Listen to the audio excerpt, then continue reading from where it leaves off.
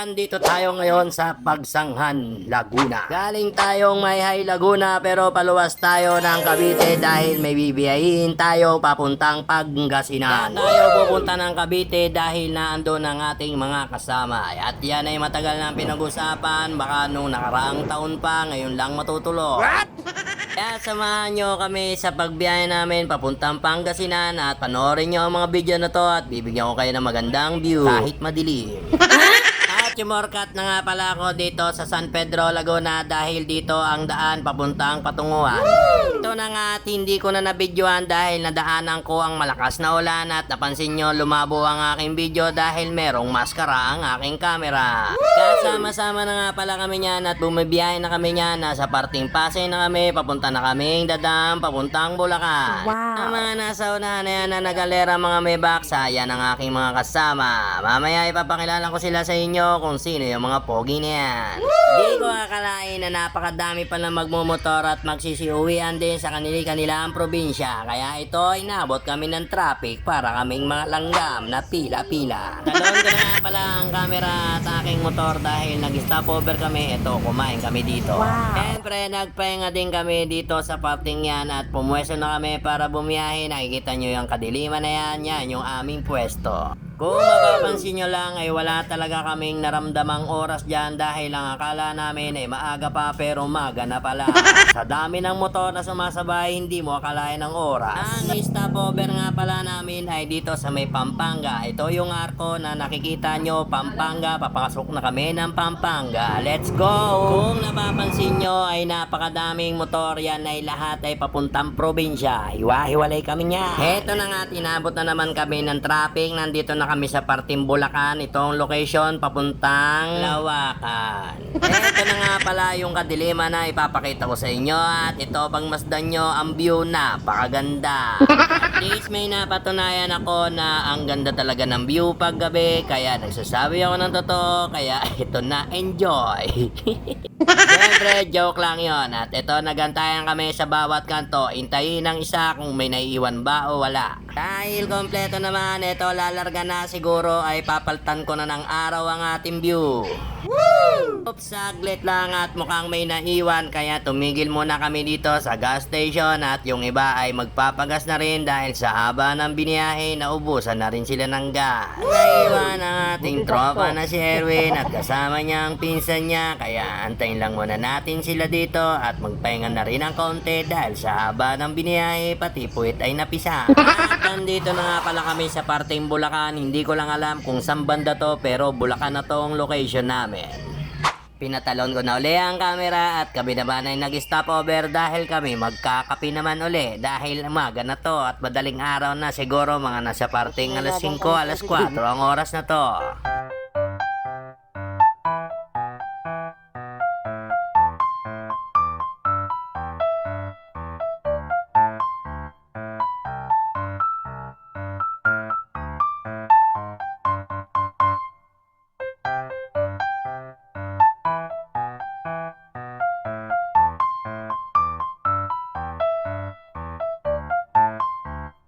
Siyempre, ilalampas na natin ang ating video dahil sobrang haba ng video kaya nandito na tayo sa boundary ng Pangasinan. Nabot na kami ng tirik ng araw dahil kami ay patigil-tigil at siyempre nagpapahinga rin kasi masakit sa puwet. Welcome to Pangasinan!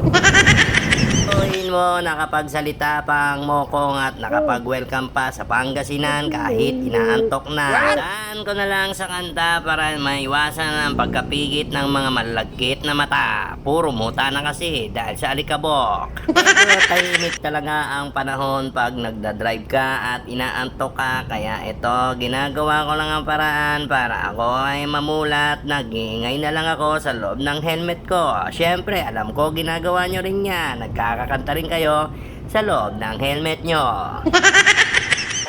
Bali, ang gagawin ko na lang dito ay ipapas forward ko ang video ko para mas maganda, mas mabilis, hindi maiinip ang mga manonood ko. At nasa harapan ko nga pala ang dalawang magkasama magkatambal na dalawang napakagwapo, si B1 at si B2. Ang nagkausap sila kung anong gagawin nilang takbuhan at para hindi na mainip ang kanilang mga puwet, talaga namang papaspasan na nila. Oh, parang may nararamdaman akong tumatawa gaya ng nga tumawag na nga ang darling kong maganda. Galit na galit pa ang mukha. Lang. Send mo yung number sa akin. Nauna. Nauna. Ang mukha ang pangit oh. I-send mo sa akin yung number.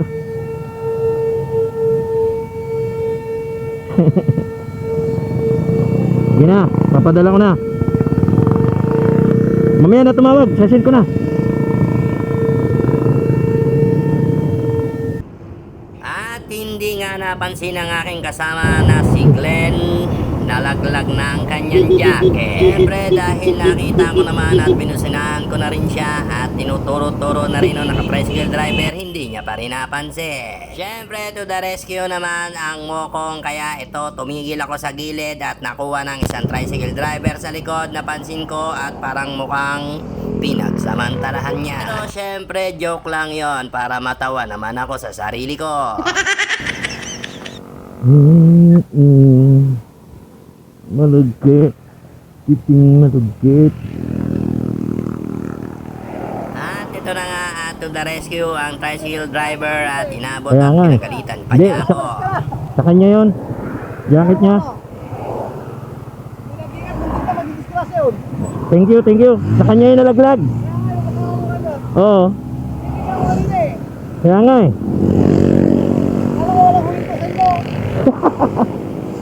Salamat boss. Salamat, salamat. At ang akala niya ay sa akin yung jacket na nalaglag, kaya ang akala niya ay munti ka na akong maaksidente. Ay teka, mali pala ang aking sinasabi. Sa pagpo-voice over ay ako'y nasisiraan na ng ulo. At nakikita nyo yan, nag-uusap sila pero walang kalaman-alam ang jacket niya ay nalaglag na pala. O, pwede na lang nakita ko at makapal-kapal pa at magandang jacket pa naman yon, mukhang branded pa. Siyempre, umalis na rin kami at ito, nasa banda unahan ay si B1 at si B2. Nagantayan kami para magkita-kita ang magkakasama at magkasabay-sabay na. Andar na uli kami at nakita ko tong dalawang si B1 at si B2. Mukhang nag-uusap na sila kung anong kakainin nila. At mukhang nagugutom na kahit ako, nakakaramdam na rin ako ng gutom. Ito na naman ay iwan sa amin dahil 6 na motor kami at kami lilima lang dyan. Kaya nasaan na kaya yung dalawang magkaibigang magpinsan at hindi na namin matagpuan. At nasa sandalan. Nauna na sila eh. Nauna.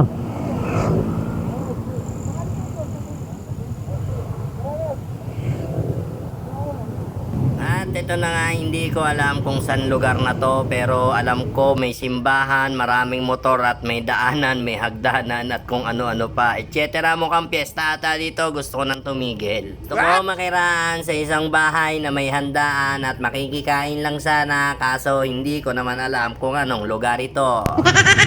At ito na nga, kami magpapahinga uli at magpapagas na rin dito dahil sa sobrang sakit sa puwet. Talagang yung puwet ko ay parang tagilid na at pantay na ang pakiramdam ko sa aking puwet. Hindi ko napansin ang hinahanap at iniintay namin kanina ay nauna na pala dito. At nakikita nyo ba yan yung angkas niya? Napakabilis naman nila. Oh my God!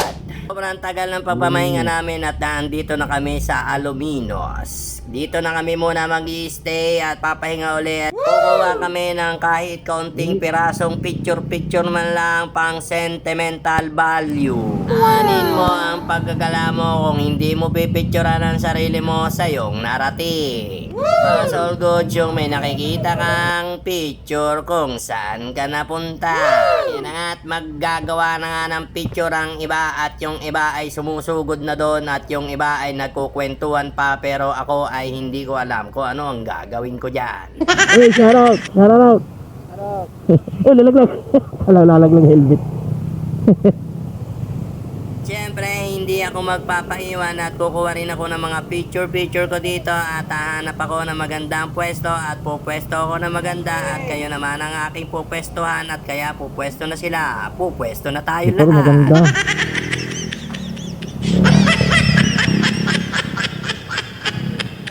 Ito at nagpicture na ako at pumupwesto-pwesto na ako, tinek ko na ako, malinaw ang camera ko, kaya ito tinitingnan ko na at tinitingnan ko pa rin at tinitingnan ko pa rin sila.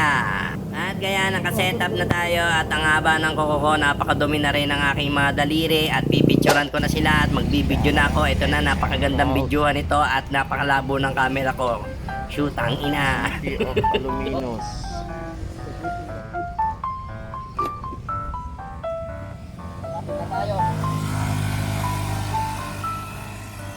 Grabe ganda ng langit oh.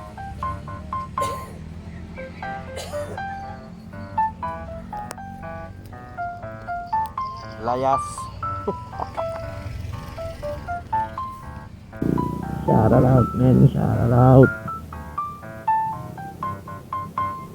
City of Aluminos.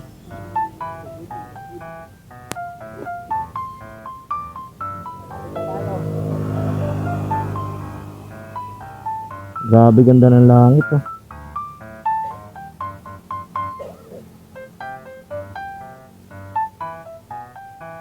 Layas.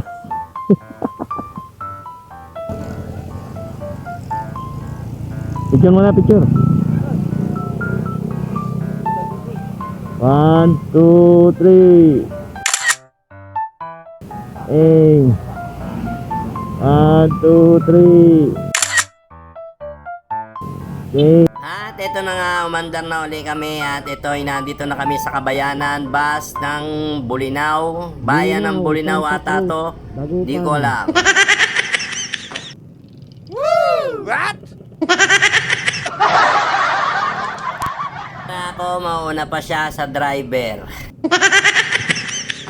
Medyo malapit-lapit na nga pala kami at kami papasok na ng looking bunny na kami at ito run pa rin, masakit ng wet packs kaya okay lang, tiis-tiis, ganun talaga pag ride. Kapag maglolong rides kayo ay andanin nyo ang inyong dalawang puwet at buong katawan, pag-iisip at inyong utak. At ang pakiramdam ko dito ay medyo ma-relax-relax na ang aking katawan dahil alam kong malapit na kami. At ito nga, napicturan ko na, nandito na kami sa boundary ng Bulinaw kaya magpipicture-picture lang kami dito kaunti at mamaya ay sisibat na uli.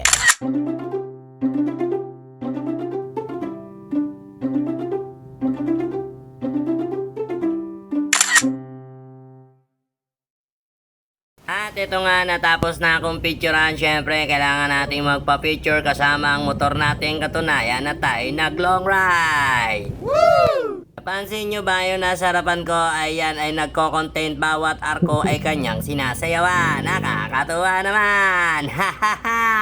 Woo!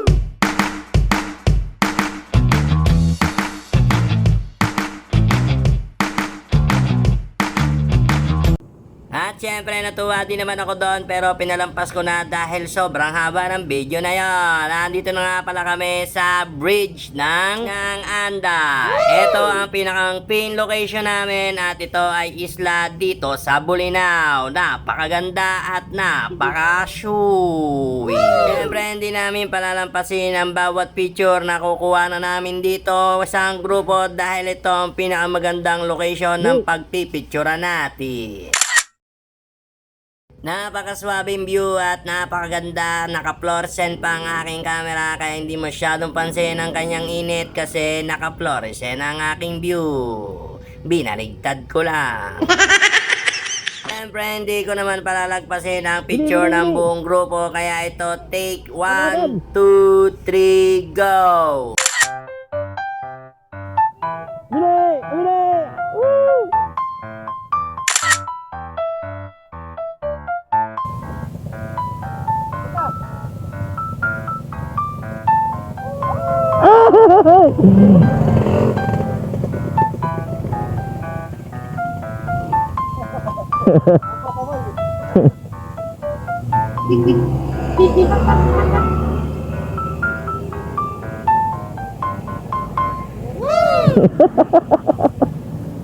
Abala ba? Oo. At syempre sisibat na kami at malapit-lapit na ang aming bibiyahin. Kaunting oras na lang at kami makakapagpahinga na. Welcome to Anda, Anda Pangasinan. Welcome to my life. Huh? Dati may roro, dati sinabi may roro yan. Ngayon ginawa na lang tulay. May silang din naman kasi. At ito na nga, papasok na kami sa boundary at dito ay may checkpoint. Lahat ng sasakyan ay chine-check up nila para sa safety first ng mga tao dito sa looban ng Anda Island. At kaya nga kami ay dediretso na lang at ito, inantay lang namin yung traffic at ito, palilibanin na natin ang mga nauna sa atin pero mas mauuna tayo dyan. Tingnan nyo lang. O, diba sabi ko sa inyo, mauuna tayo dyan dahil pinas forward ko ang aking video.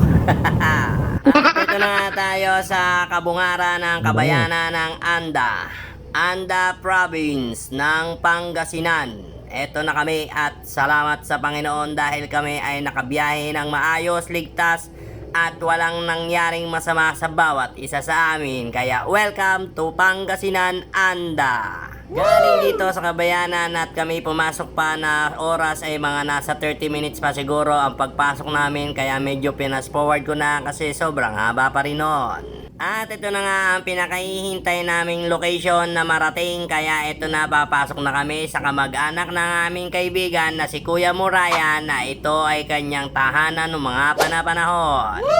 Siyempre nakaramdam na kami ng pagka-relax ng katawan dahil narating na namin ang location namin kaya ito na tayo, papakita namin sa inyo ang view.